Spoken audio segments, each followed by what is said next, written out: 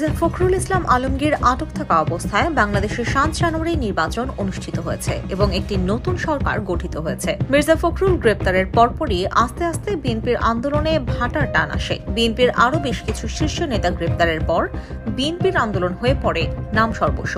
এই সময়ে বিএনপি নির্বাচন প্রতিহত করতে পারেনি, কোন রকম জনসম্পৃক্ততাও সৃষ্টি করতে পারেনি। আমি অনেক কষ্ট করে অনেকগুলো ওষুধ খেয়ে আমি আজকে এখানে এসেছি। সেই জন্য আমার শরীর ভালো না, আমি ঠিক সেইভাবে আপনাদের বক্তব্য সেভাবে আমার রাখার মতো আজকে শারীরিক অবস্থা নেই। যে বাংলাদেশ মূলত আলেম উলামা পীর মুর্শিদদের দেশ। সারা বাংলাদেশে ছড়িয়ে আছে হাজার হাজার আলেম উলামা এবং পীর মুর্শিদ। এই দেশের মানুষ সবসময় ধর্মভীরু, কিন্তু ধর্মান্ধ নয়। এই দেশের মানুষ সবসময় তারা বেশিরভাগ, যেহেতু আপনার ইসলাম ধর্মে বিশ্বাসী, তারা ইসলাম ধর্মের যে অনুশাসন তা মেনে চলার চেষ্টা করেন। কিন্তু দুর্ভাগ্যজনকভাবে আমাদের স্বাধীনতা যুদ্ধের পরেও আজকের যে দলটি ক্ষমতায় আছে আওয়ামী লীগ, তারাও সেদিন ক্ষমতায় ছিল।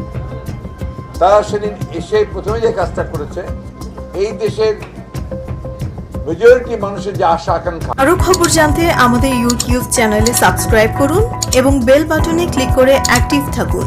দর্শক, ইতিমধ্যেই এক এক করে বিএনপির নেতাগুলা মুক্তি পাচ্ছেন, জামিনে বের হচ্ছে। সুপ্রিয় দর্শক শ্রোতা, এবার কঠিন থেকে কঠিনতম হুঙ্কার কিংবা আন্দোলনের ডাক দিয়েছেন বিএনপি। দর্শক শ্রোতা, রীতিমতো আজকের ভিডিওটি দেখলে অবাক হয়ে যাবেন, কেননা অত্যন্ত গুরুত্বপূর্ণ কিছু তথ্য রয়েছে আজকের এই ভিডিওতে। সুপ্রিয় দর্শক, ইতিমধ্যে মির্জা ফখরুল ইসলাম আলমগীর জামিনে মুক্তি পেয়ে যে হুঙ্কারগুলা দিয়েছেন, বাংলাদেশে নির্বাচন নিয়ে একই সিদ্ধান্ত নিতে যাচ্ছেন বিএনপি। সুপ্রিয় দর্শক, সেই সাথে সাথে বাংলাদেশের মূল নেতা হতে যাচ্ছেন মির্জা ফখরুল ইসলাম আলমগীর। সুপ্রিয় দর্শক, রীতিমতো আজকের ভিডিওটি দেখলে অবাক হয়ে যাবেন, এমনই কিছু চাঞ্চল্যকর তথ্য রয়েছে আজকের এই ভিডিওতে। ইতিমধ্যে ভিডিওর শুরুতেই কিছু ভিডিও ফুটেজ দেখেছেন, সম্পূর্ণ ভিডিওটি রয়েছে আজকের এই ভিডিওতে। অবশ্যই ধৈর্য ধরে পুরো ভিডিওটি দেখার সবার প্রতি একটি অনুরোধ থাকবে। আমরা সেই ভিডিওতে চলে যাব। সেই ভিডিওতে যাওয়ার আগে সবার প্রতি ছোট্ট একটি রিকোয়েস্ট রইল, আপনি যদি আমাদের এই চ্যানেলের নতুন ভিউয়ার্স হয়ে থাকেন, দয়া করে প্রতিদিন সবার আগে আপডেট নিউজগুলো পেতে আমাদের এই চ্যানেলটি সাবস্ক্রাইব করে রাখুন ও কষ্ট করে ভিডিওটি শেয়ার করে দিন। একটি লাইক দিয়ে দেখতে থাকুন সম্পূর্ণ ভিডিওটি। তারা এখানে কোনো গণতান্ত্রিক রাষ্ট্র প্রতিষ্ঠা করতে দেয়নি।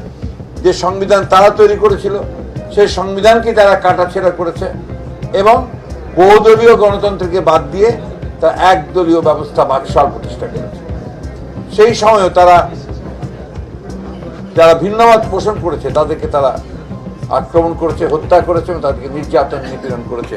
প্রায় 30,000 তরুণ কিশোরকে সেদিন তারা হত্যা করেছে। এগুলো আমরা ভুলে যাইনি। আজকে সেই একইভাবে একই কায়দায় এই সরকার একটু ভিন্ন চেহারায় আপনার বাংলাদেশের মানুষের যে স্বপ্ন, যে আকাঙ্ক্ষা, সেটাকে চূর্ণ বিচূর্ণ করে দিয়ে ওই একদলীয় শাসন ব্যবস্থার আদলে একটা রাষ্ট্র ব্যবস্থা তৈরি করছে। বন্ধুগণ, এখানে যে বিষয়টা সবচেয়ে গুরুত্বপূর্ণ বিষয়, যে আজকে অনেকে বলেন যে বিএনপির সংকট, বিএনপির সংগ্রাম। সংকটটা বিএনপির নয়, এই সংকটটা হচ্ছে গোটা জাতির। এই কথাটা আমাদেরকে বুঝতে হবে এবং এই কথাটা মানুষকে বোঝাতে হবে।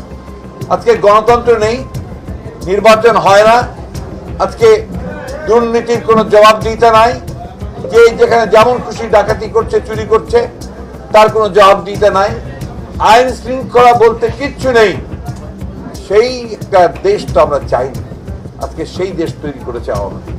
আপনারা দেখেন, গতকাল কয়েকদিন ধরে দেখছেন যে ই-কমার্স নামে একটা আপনার শব্দ আছে, আপনারা জানেন বোধহয়, যে আপনার ইলেকট্রনিক অর্থাৎ আপনার অনলাইনে বিভিন্নভাবে ব্যবসা বাণিজ্য করা যেটা, সেটাতে দেখা যাচ্ছে শুধু ইভ্যালি না, অনেকগুলো প্রতিষ্ঠান, প্রায় 11টা-12টার মতো প্রতিষ্ঠান, যারা মানুষের কাছ থেকে বহু টাকা, হাজার হাজার কোটি টাকা তারা নিয়ে নিয়েছে এবং তার কোনো ব্যবস্থা সরকার আগে গ্রহণ করতে পারে না।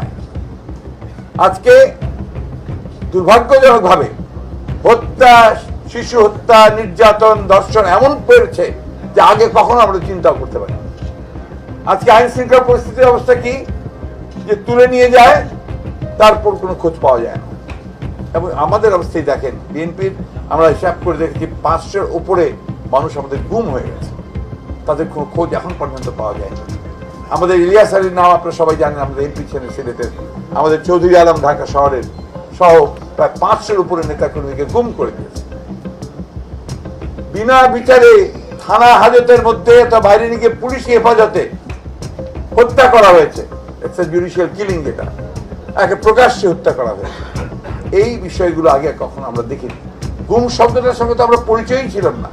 এটা একমাত্র আপনার আমরা ল্যাটিন আমেরিকার দেশগুলোতে এই সমস্ত দেশগুলোর কথা শুনেছি, চিলিতে, আপনার উরুগুয়েতে অথবা আপনার ব্রাজিলে এই সমস্ত আমরা শুনেছি, কিন্তু আমরা বাংলাদেশে এগুলো কখনো শুনিনি। আজকে সেই গুমের দর্শক শ্রোতা ও আমার কলিজার ভাই ও বোনেরা, আপনারা সেই ভিডিওটি দেখতে পারলেন, সেই কথাগুলো শুনতে পারলেন।